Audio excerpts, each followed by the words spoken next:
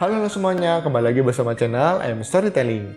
Kali ini Mimin akan membahas tentang kehancuran dunia God of School dan pertarungan sengit antara Mirayo melawan salah satu murid Mubong, yaitu penyihir rusa. Dan di akhir cerita ada kisah romantis antara Handewi dengan Mirayo. Oke, tanpa basa-basi lagi, kita mulai videonya.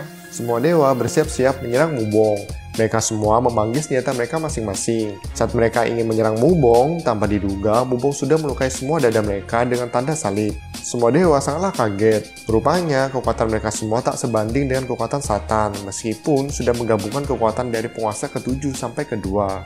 Odin sedikit terkejut, lalu berkomentar, hanya dalam 1 detik saja sudah bisa mengalahkan hampir semua penguasa kayangan. Sangat mengagumkan. Tapi, semua yang terjadi sudah diperkirakan oleh Odin. Dia berubah ke fase terakhirnya dan menyerang Mubong dengan tombaknya. Namun, tombak Odin dapat dihancurkan oleh senjata suci pertama milik Mubong, yaitu Mandala. Bahkan, kerusakan yang ditimbulkan Mandala tidak hanya tombak Odin yang hancur, tapi tangannya juga ikutan lenyap. Namun, Odin tersenyum bahagia karena tanpa disadari Mubong, misi penyelamatan Satan berhasil. Ketika Mubong fokus menyerang Odin, kuda milik Odin membawa lari Satan. Kuda itu juga membawa lari Morrigan ke gerbang dimensi agar Mubong tak dapat melacak mereka berdua.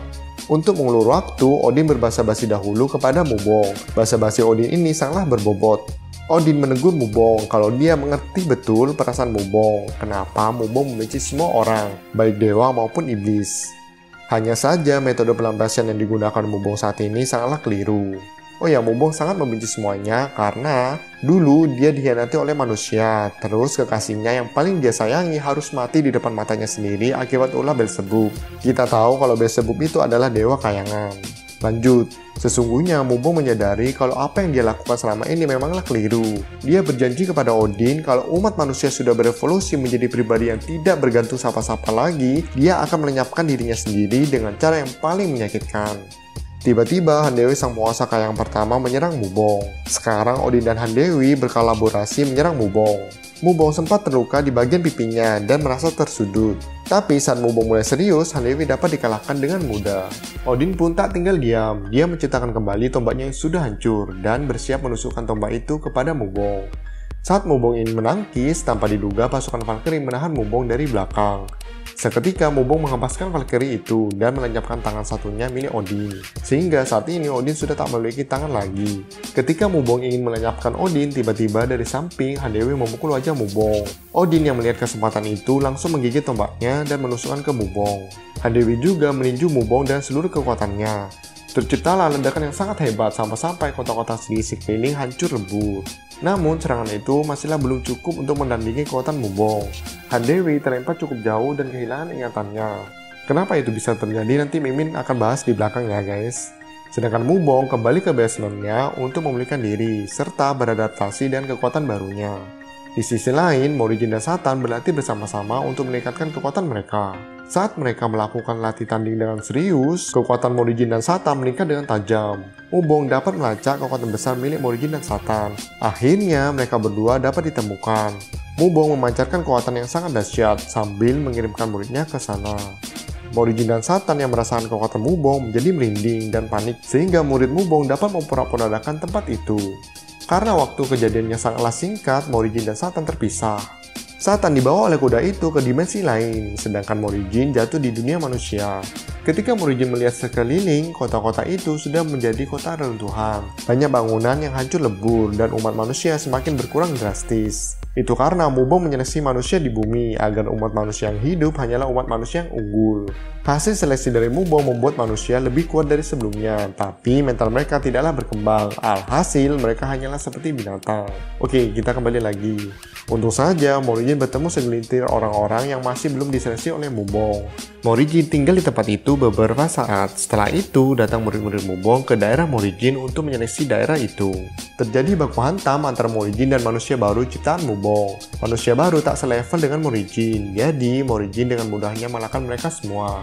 Saat di atas angin, salah satu murid Mubong datang ke tempat Morrigan berada. Murid itu adalah naga. Naga ini dulunya adalah kuda yang sering ditunggangi oleh Samyang.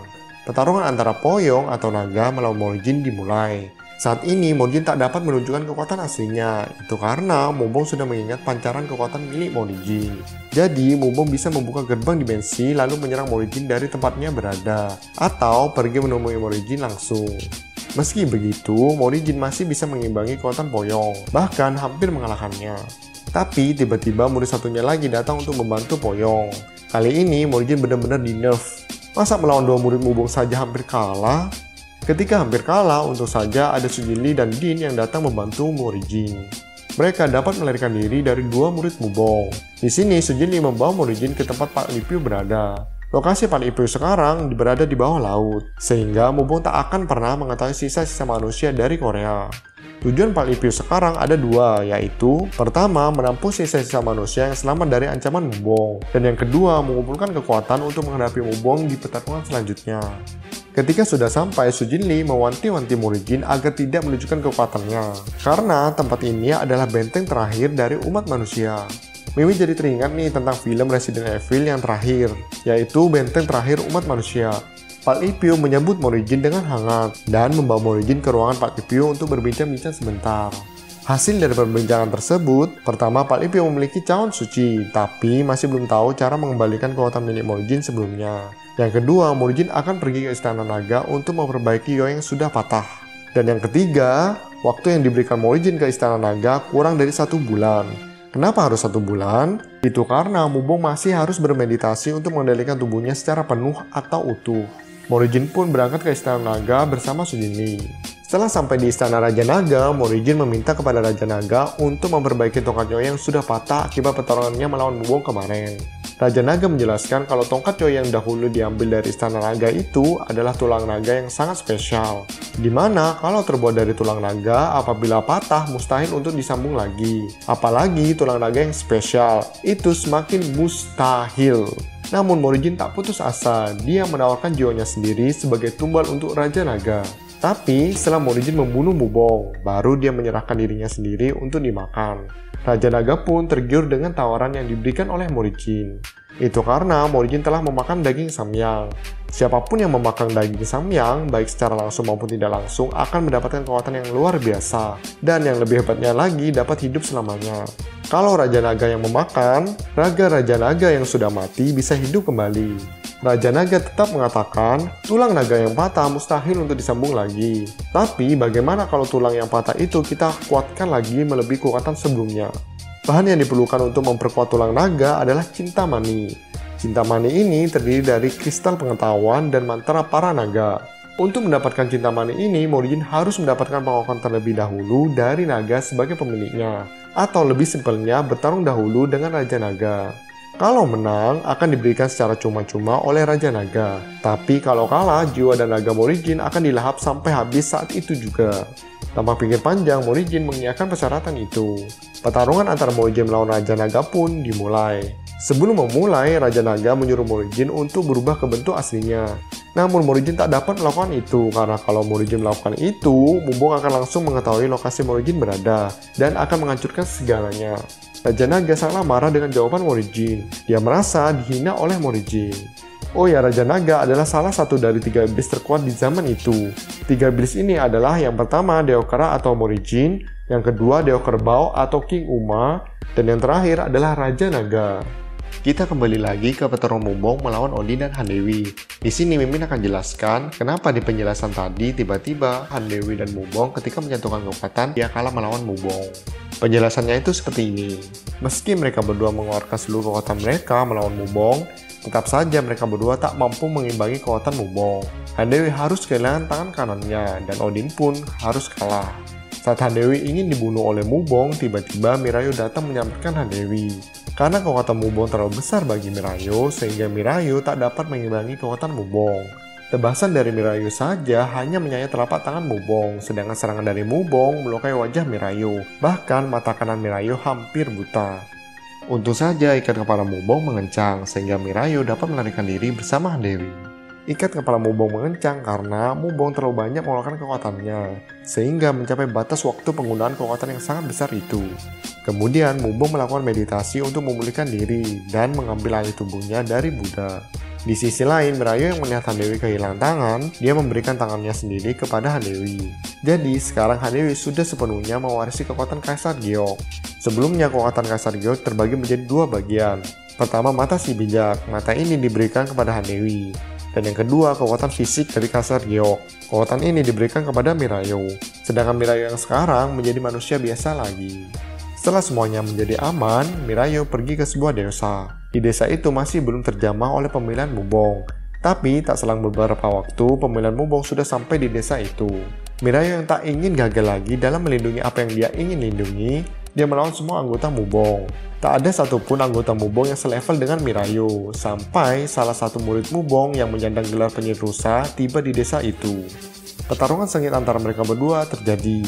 Karena penyihir rusa ini tahu kalau tangan Mirayu saat ini adalah palsu, dia menyudutkan Mirayu dan memutuskan tangan palsu tersebut. Mirayu yang kehilangan tangan palsunya, dia juga kehilangan pedang Tahta Gata. Namun Mirayu masih bisa bertarung dengan tangan kosong.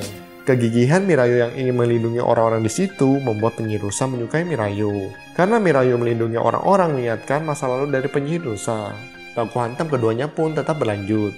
Namun penyihir rusa dapat menusuk Mirayu dari belakang dengan menggunakan pedang Tahta Gata. Penyihir rusa sangatlah senang, dia sudah mengalahkan Mirayu. Tapi tanpa diduga pedang itu menghilang dari genggaman penyihir rusa dan berada di genggaman Mirayu kembali. Ternyata sebelum pedang itu ditusukkan kepada Mirayu, ujung pedangnya menghilang terlebih dahulu. Seketika Mirayu dengan sekuat tenaga melepaskan penyihir rusa dari desa itu.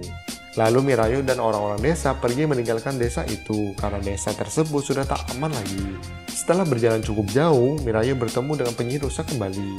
Di sisi lain, Handewi tersadar dari pingsannya. Singkat cerita, Handewi mengetahui apa yang sudah terjadi pada dirinya sesudah pingsan. Lalu, Handewi mencari keberadaan Mirayu. Setelah melakukan perjalanan jauh dan bertanya pada orang-orang tentang Mirayu, banyak orang yang memberitahu kalau Mirayu sudah mati. Karena sebagian dari orang yang ditanyai Handewi adalah orang yang ikut Mirayu saat meninggalkan desa. Mereka bercerita kalau Mirayu berhadapan kembali dengan penyihir rusa. Mereka berdua pun bertemu dengan sangat sengit, tapi penyihir rusa tak menganggap Mirayu sebagai ancaman yang sangat membahayakan. Dengan serangan yang setengah hati dari penyihir rusa saja dapat menyudutkan Mirayu. Namun Mirayu tak putus asa, dia membangkitkan kekuatan pinjamannya dan memanggil 108 senjata nasional milik Halanseo-shi 6. Sekarang Mirayu dikelilingi senjata-senjata nasional, pedang Tahta Gata, dan kekuatan pinjaman Lugu. Tanpa basa-basi, Mirayu langsung menyerang penyihir rusa dan kekuatan barunya. Namun penyihir rusa masih bisa melukai Mirayu yang sekarang. Penyihir rusa menghina Mirayu kalau Mirayu tetaplah manusia, sedangkan dia adalah dewa. Jadi manusia tidak akan bisa mengalahkan dewa. Pertarungan kali ini berat sebelah. Mirayu terus-terusan dihajar oleh penyihir rusa. Mirayu memutar otaknya untuk dapat mengalahkan penyihir rusa. Akhirnya, Mirayu memfokuskan kepada teknik berpedang daripada kekuatan. Itu membuat penyihir rusa sedikit terhibur. Karena penyihir rusa merasa terhibur meskipun sedikit, dia memberi Mirayu hadiah, yaitu memperlihatkan perubahannya menjadi rusa teratai. Sebelum berubah saja, Mirayu sudah kesulitan, apalagi penyihir rusa yang sudah berubah. Semakin tak berdaya Mirayu di hadapan penyihir rusa. Penyihir rusa mengeluarkan senjata terkuatnya. Saat mengeluarkan senjata terkuatnya, penyihir rusa dikelilingi oleh angin tornado. Mirayu yang melihat itu tak gentar sedikit pun. Ia malah mengangkat tangannya tinggi-tinggi. Mirayu percaya kalau dia tak menyerah pasti ada jalan. Dengan percaya diri, penyihir rusa merebas Mirayu. Penyihir rusa sangatlah yakin kalau dia bisa melenyapkan Mirayu dengan jurus itu. Tanpa diduga, tangan kanan robot milik Mubong yang sudah dilengkapi wifi menyatu dengan Mirayu. Otomatis, serangan dari penyihir rusa dapat ditangkis dengan telak oleh Mirayu. Tanpa membuang kesempatan, Mirayu langsung menyerang penyihir rusa. Namun, penyihir rusa dapat menangkis serangan dari Mirayu. Kali ini, kekuatan Mirayu dan penyihir rusa sudah seimbang. Mereka berdua beradu pukulan dengan sangat sengit sampai tubuh mereka berdua mengalami saus tomat yang sangat banyak. Penyihir rusa sangatlah jengkel. Kenapa manusia bisa mewujudkan dewa seperti aku? Akhirnya penyihir rusa mengeluarkan ultimate-nya, yaitu 12.000 bunga teratai. Sedangkan Mirayu sendiri tak mau kalah. Dia mengaktifkan wifi dengan jangkauan yang luas, sehingga kekuatan pinjaman yang berada di jangkauan wifi dipinjam sementara. Alhasil, di belakang Mirayu terdapat banyak sekali kekuatan pinjaman. Ultimate keduanya pun berbenturan. Tapi ultimate milik Mirayu lebih unggul, sehingga dapat menebas dada penyihir rusa. Penyihir rusa yang mempunyai harga diri yang tinggi, dia berubah ke bentuk aslinya, yaitu rusa mistis. Kali ini, kekuatan rusa meningkat dengan tajam. Mirayu yang mengetahui hal itu langsung mengaktifkan wifi dengan skala maksimalnya. Ketika memasakkan diri, Mirayu melihat sosok si Bongsa, gurunya, dan Halengseo. Di pikiran Mirayo saat ini mengalir teknik-teknik mereka semua. Saat ingin beradu tebasan, Mirayo dengan sigap memotong jari rusa tersebut, sehingga rusa tak mampu menggenggam pedangnya lagi. Baru Mirayo menebas rusa itu. Namun rusa itu masihlah belum mati, malahan dia meledakkan diri. Mendengarkan cerita itu, Handewi sangatlah terpukul. Namun Handewi tetap percaya kalau Mirayo masihlah hidup. Dia pergi ke tempat kejadian dan bertanya ke sana ke sini. Pada akhirnya Handewi menemukan foto Mirayo yang dikelilingi oleh bunga. Hati Handewi sangatlah hancur berkeping-keping. Setelah meratapi cukup lama foto itu, tiba-tiba Mirayo dari belakang menghampiri Handewi. Handewi yang melihat Mirayo masih hidup, dia sangatlah tersentuh. Rupanya foto yang dikelilingi bunga itu adalah perayaan ulang tahun Mirayo yang dibuat oleh penduduk desa. Kisah romantis pun terjadi. Handewi mengatakan I love you kepada Mirayo dan melamarnya. Dengan senang hati, Mirayo menerima lamaran Handewi sambil menggenggam tangan Handewi. Happy ending deh. Oke, video selanjutnya pertarungan antara Morigi melawan Raja Naga. Sampai di sini dulu ya video kali ini. Terima kasih sudah menonton sampai akhir.